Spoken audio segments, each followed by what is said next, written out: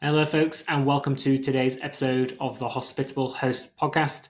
Today, we're speaking to Scott McAdara from Branson Lakes Lodging. And Scott is a fantastic customer of ours. He is a property manager with over 60 properties and growing. And he is one of our Mogul customers. Yes, he's using our Mogul plan to help him automate a lot of his processes for his property management business. And he's going to tell us a bit more about how he's been able to grow his business and how Hospitable has helped him along the way. So if you like today's episode, please don't forget to like and share. Thanks. Cool. Hello, Scott. Nice to have you on. Thank you, Miles. Great to be here. Finally. Awesome. Yeah, it's taken a while to organize having you Yeah. on. You've been a very busy man, but it's great to have you finally here. Well, and I appreciate your patience. Thank you. No worries at all. It's great to bring your knowledge to the masses, so we're happy to wait. Thank you. Cool. So to give everyone a background, I guess, let's start with a bit of background on yourself and how you first got into short-term rental property management. Yeah, sure. Well, back in 2014, we bought a house by the lake just to have as a second property for ourselves. No intention of ever renting it or short term. We renovated it, made it our own. And one day, my wife came to me and said, "Hey, wouldn't it be great if we could just rent it out for a week, a month and pay our mortgage?" Yeah. And I said, "Yeah, that'd be fantastic. Let's give this a shot." And we knew nothing. We had no idea how much it could bring. We knew nothing about the market. And we put it up on Verbo, and we couldn't rent. We didn't have enough of the house. It was renting for more. We kept raising the price, kept raising the price. And it kept renting. So that got us the bug. Turns out that actually wasn't legal as a rental, and we didn't want to disturb the people in the neighborhood and violate the neighborhood rules. So we sold that property, and in 2016. We purchased our first condo in the Branson area next to the amusement park Silver Dollar City, and started organically growing from there. And we're now at about 65 properties and adding 5 to 6 a year. Wow. Okay. And I imagine the business has obviously grown and evolved with it. Not just the number of properties, but more than just yourself and your wife now, I imagine. Yeah, and it went from a good side gig for my wife originally, and for me just to play with while I had a full-time job. It started off with her doing all the cleaning, and when we got to 4 properties, there was a bit of a freak out moment. She's like, "What if we have 4 turns in the same day?" So we leveraged the village in the area of our community of friends and had people clean for us. And so we started growing that way, and eventually got to the point where one of the people that was cleaning for us said, "Hey, look, I'll take over scheduling of cleaners. And I'll even take over payment of them." So she started her own cleaning company. And now she handles all of our properties exclusively.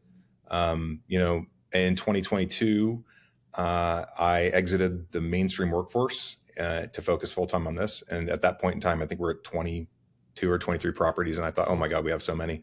And that's the one thing. It always seems like you have a lot until you keep growing and you find ways to grow and scale. Yeah. One of the big contributing factors of our ability to scale has been Hospitable.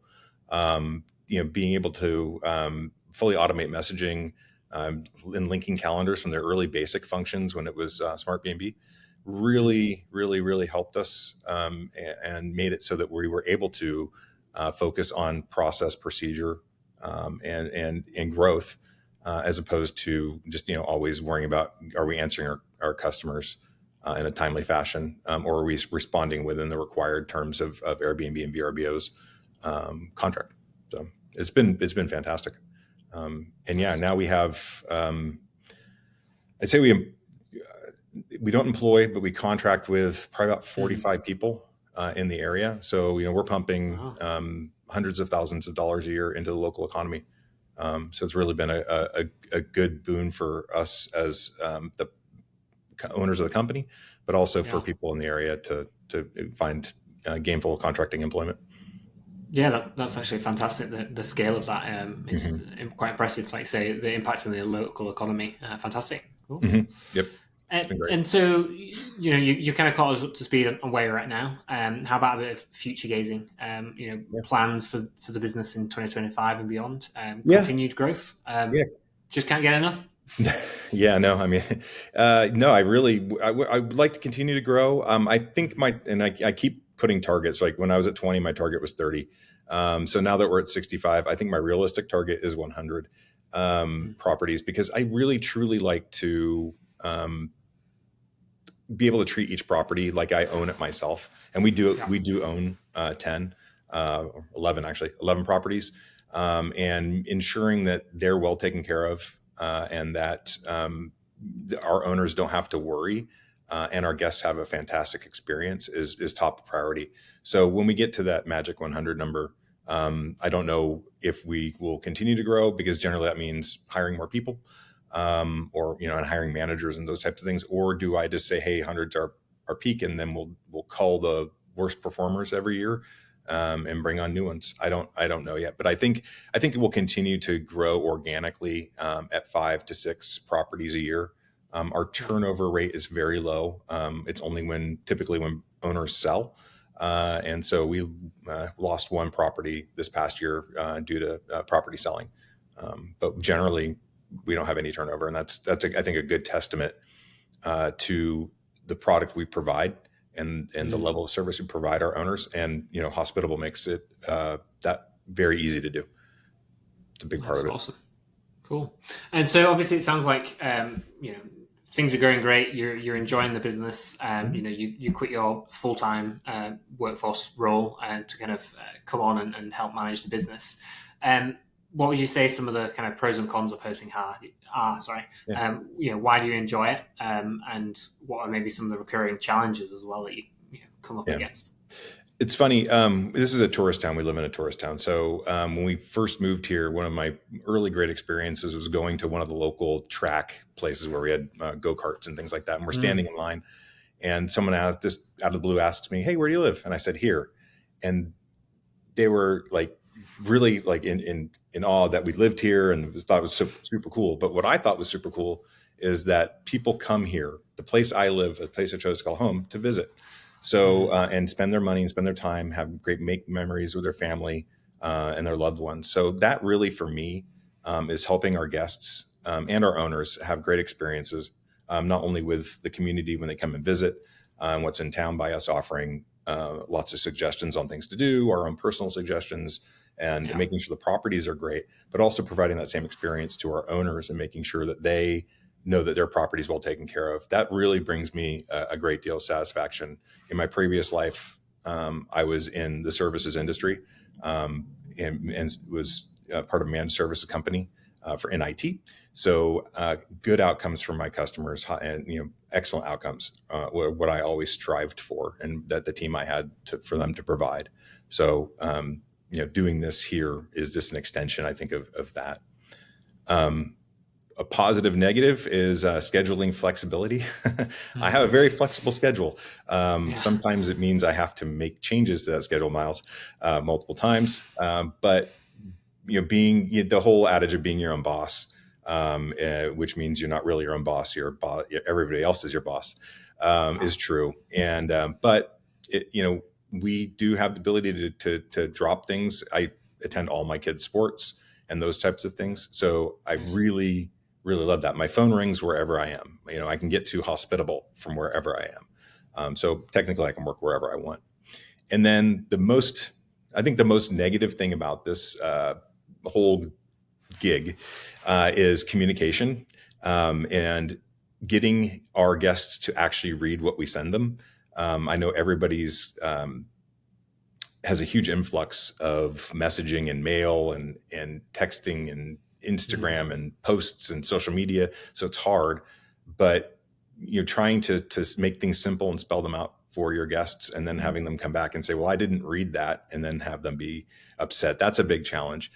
So one of the suggestions I have for that is, if you get reoccurring feedback that someone didn't read something, find somewhere else to put it, or change your wording.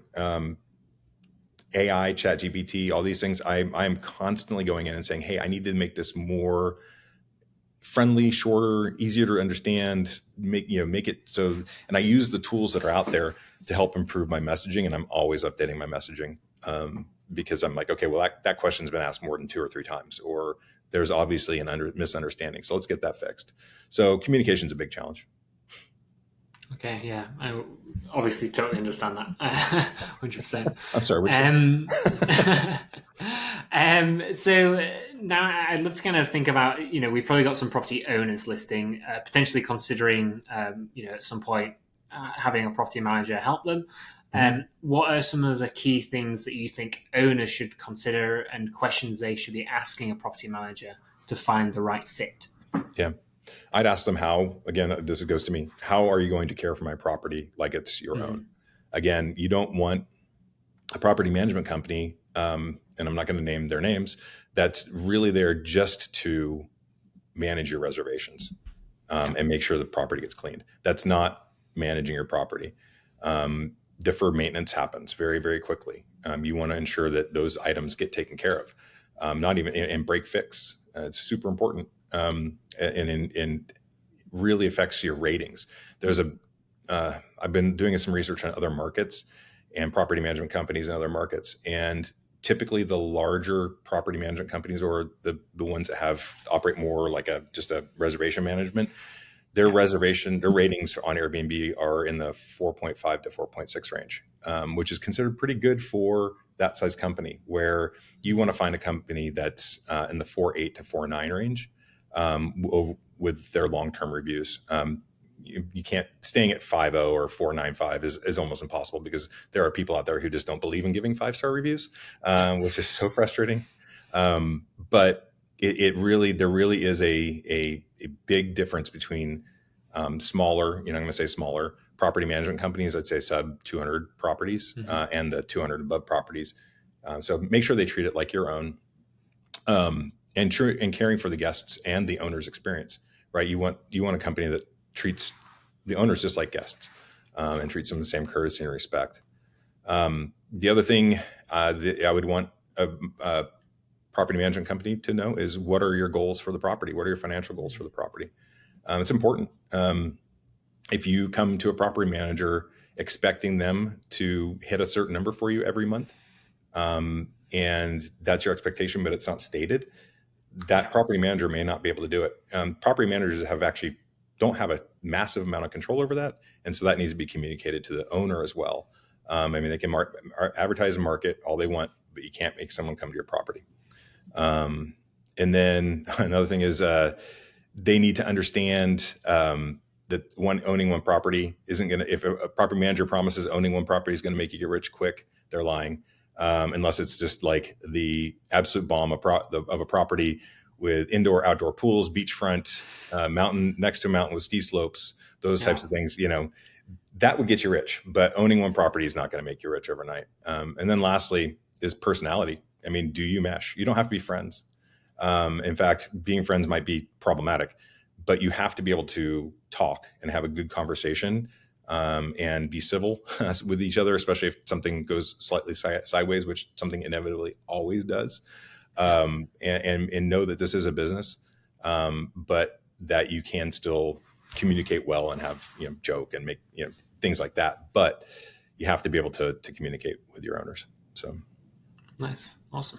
yep. And so I guess obviously the converse of that is kind of understanding, I guess, your process, right, for Mm-hmm. accepting owners, right? Because I assume you don't just say yes to anyone that wants their property managed. I would love to kind of understand some of the things you think about there, and kind of, I guess, the vetting process. Yeah, vetting. I ask every owner again what their financial goals are, and if I find that they're not a goal financially, then I tell them no. I had one potential owner that said I had to make X number of dollars a month, and and I said, okay, what happens if your air conditioning goes out and you need a new one? They're like, oh, I can't have that happen. I said, well, why not? Well, I couldn't afford that.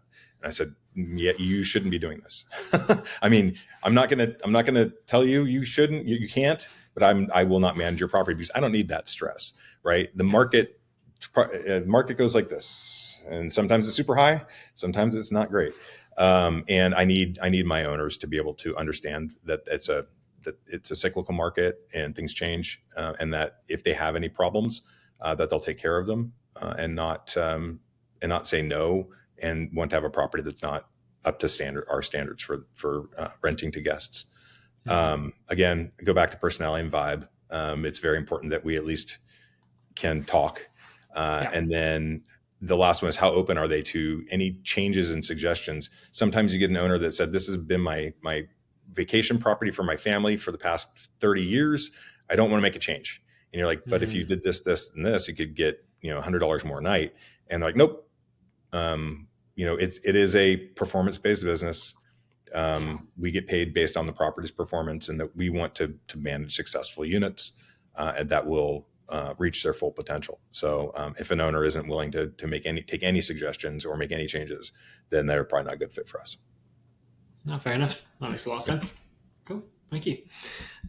So you, at the start, you kind of briefly talked about Hospitable. I've got to cheekily ask to dig a little deeper on that. It's obviously the Hospitable Hosts podcast. So I'd love for you to kind of briefly explain really, what impact Hospitable has had on your operations, and how's it helped you to grow? Yeah. So again, basic messaging and calendaring has always been the core function, and that really established possibilities for us. And like, hey, we could handle like 10 properties, not just 4, or even when we got to 4, we can handle 4 properties. So that really, really, really drove my thought process on like, hey, how can I grow? And when Hospitable introduced features like smart lock code automation, that was fabulous.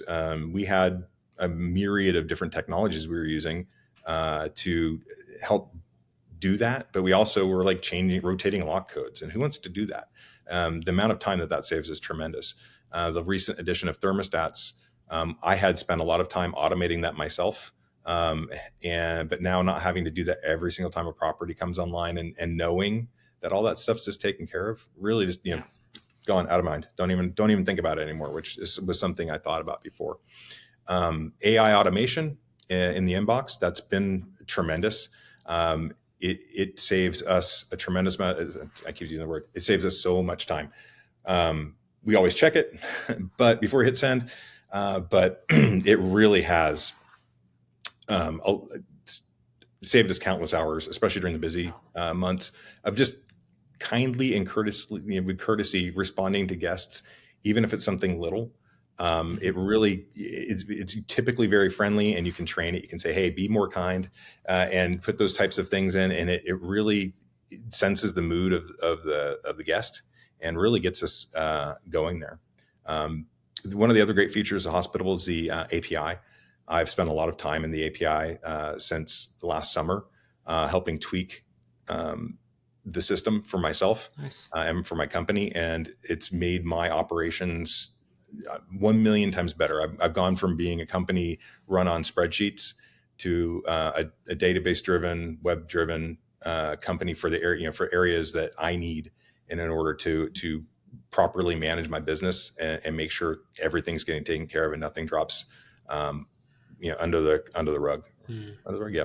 Through the cracks. There we go. So it's been wonderful. And then Hospitable offers a really wide-ranging third-party integration with different companies. And I primarily use right now the Price Labs to integrate and Turno. So we use those 2 integrations, and we're looking at some others for the future. But it really, again, takes all of the things where we used to have to think or do or action, and makes those automatic. And that's, I think, one of the key takeaways or the key deliverables from Hospitable for me. Awesome. That's great to hear. Cool. Well, Scott, it's been fantastic. I don't want to keep you too much longer. I know you're a busy man. There's plenty of properties to go and manage. But just kind of a final call out, if there's anyone in the area, looking for a property manager, where can they go to get more information about you, find out more, and maybe get help, getting their property managed? Yeah. BransonLakesLodging.com. It's plural. BransonLakesLodging.com. Has all of our contact information. We'd love to talk to people. My wife, Christine, is also a Superhost ambassador on Airbnb and a community leader. So you can reach out to her on Airbnb. You can find our link to that on our website. But she loves to help people get started hosting. And we're also a co-host as part of their co-host marketplace. So if you're in the area, go ahead and click that link, and we'd love to talk to you about your property. Sweet. Sounds good. Yep. Awesome. Thank you very much for being on, Scott. Yeah, thanks, Miles. Appreciate it. Have a great day. Thank you. Thank you for listening to today's episode with Scott from Branson Lakes Lodging. If you enjoyed today's episode, please don't forget to like and share, and listen out for our next episode coming very soon. Thanks again.